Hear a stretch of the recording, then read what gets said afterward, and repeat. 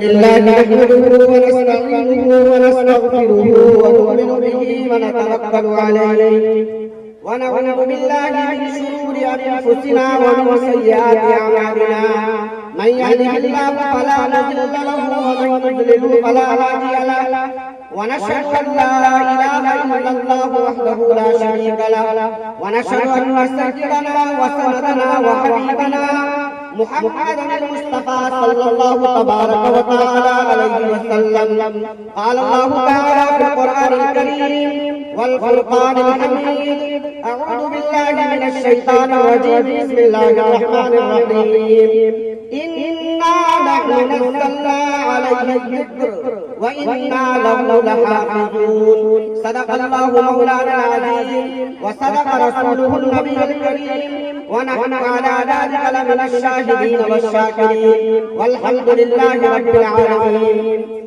اللہ تبارک و تعالیٰ کا شکر احسان ہے کہ اللہ نے آج ہمیں اور آپ کو ایسی مجلس میں بیٹھایا ہے جہاں قرآن کریم کے حوالے سے گفتگو ہو رہی تھی اور انشاءاللہ صدر مجلس کی بھی گفتگو ہوگی. اللہ اس مجلس میں بیٹھنے والے کو قبول فرمائے.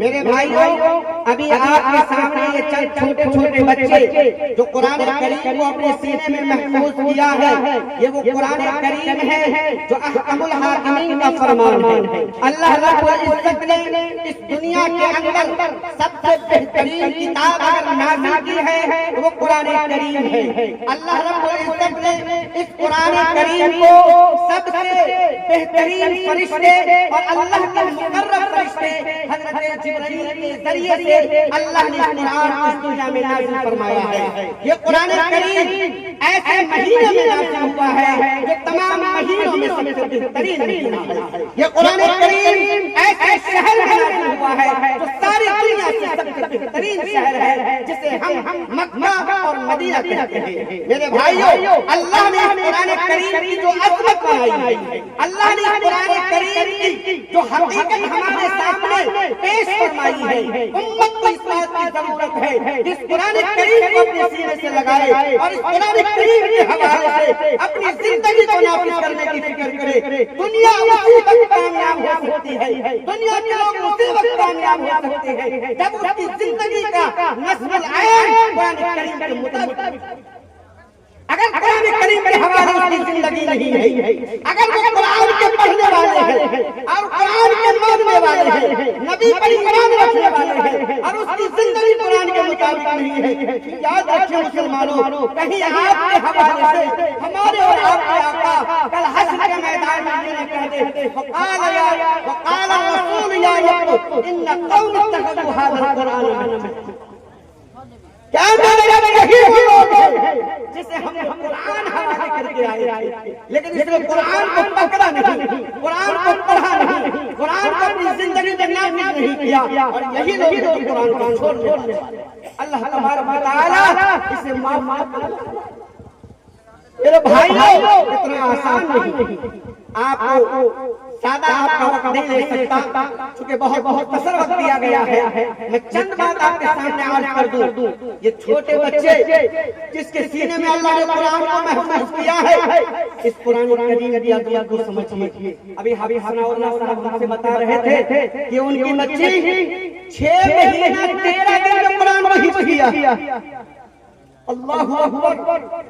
30 پارے کو 6 مہینہ 13 دن اپنے سینے میں محفوظ کیا. کتنا بڑا کمال ہے، کتنا بڑا کمال ہے. وقت کی قلت دامنگیر ہے، ورنہ میں آپ کو تفصیل سے قرآن کے حوالے سے گفتگو کرتا اور بتاتا کہ جب انگریز ہندوستان میں آئے تھے اس کے پادریوں نے قرآن کے نسخے کو خریدنا شروع کیا ہے اور خرید کر اس کو ختم کر رہے تھے. ایک عالم گزرے ہیں، ان عالم نے انگریز پادری کے سامنے کھڑا ہوا اور کہا کہ جس قرآن کے نسخے کو تم خرید چلا رہے ہو، جس قرآن کے نسخے کو تم برباد کر رہے ہو، اس قرآن کے نسخے کے تباہ کرنے کے لیے Please like, subscribe and share. Thanks Jazakallah. اور اپنے معاشرے سے ایک 7 سال کے بچے کو کھڑا کیا اور کہا کہ قرآن کے فلاں جگہ سے سناؤ، فلاں سناؤ، فلاں کا پورا پارا سناؤ، اور وہ بچہ فٹافٹ قرآن سناتا. قرآن کے نسخے کو چلانے لیکن اس بچے کے سینے کو کہاں تک تباہ و برباد کریں؟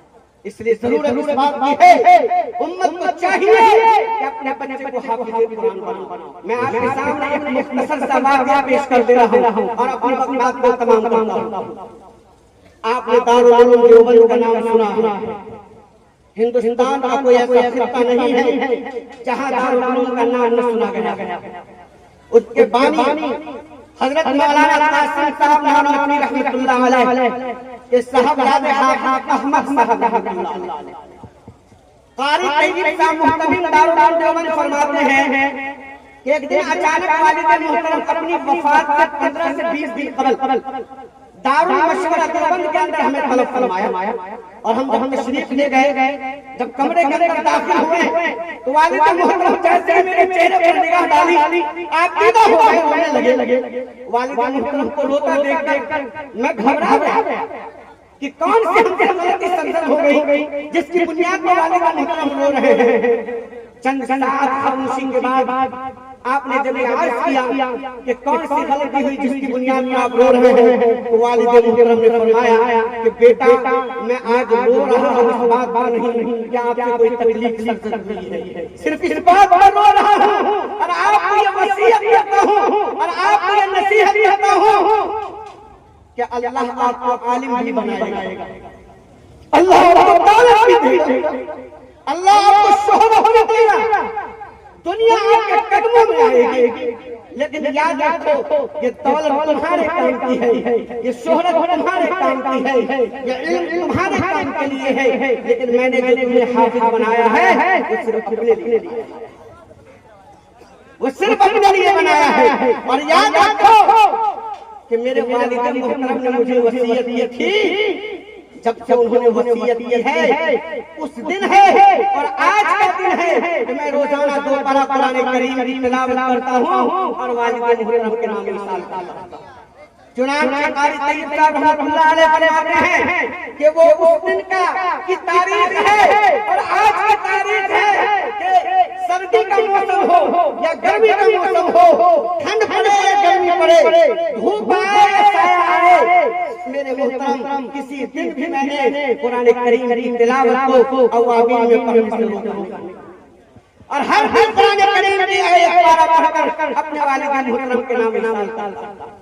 آج آپ ڈاکٹر بنائیے, انجینئر بنائیے, پروفیسر بنائیے, کالج کے ماسٹر بنائیے, بالکل بنائیے, آپ کے مکان اچھے ہو جائیں, آپ کے دروازے پر گاڑی کھڑی ہو جائے, آپ کے علاقے میں آپ کا نام ہو جائے گا, لیکن جب آپ مریں گے تو آپ کے جنازے میں دعا پڑھنے والے نہیں, آپ کے قبر پر جا کر قرآن کریم کو پڑھ کر آپ کے ایصال ثواب کرنے والا وہ نہیں. لیکن یہ حافظ قرآن جب قرار پڑھیں گے یہ چھوٹے بچے آپ کے قبر پر جا کر قرآن کی آیات پڑھیں گے اور وہ آیات پڑھ کر آپ کو ایصال ثواب کریں گے. یاد رکھو وہی بیٹا کامیاب ہے, وہی بیٹا آپ کے لیے بہتر ہے جو آپ کو مرنے کے بعد کام آ جائے.